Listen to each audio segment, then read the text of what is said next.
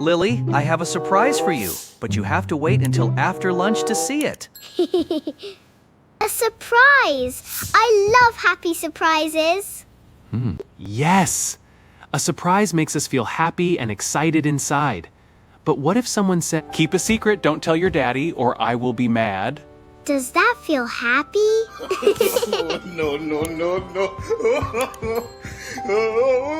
That makes my tummy feel ouchy. Right.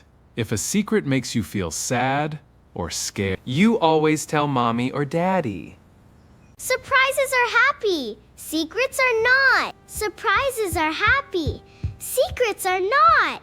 I tell Daddy. Yay! Yay! Whoa.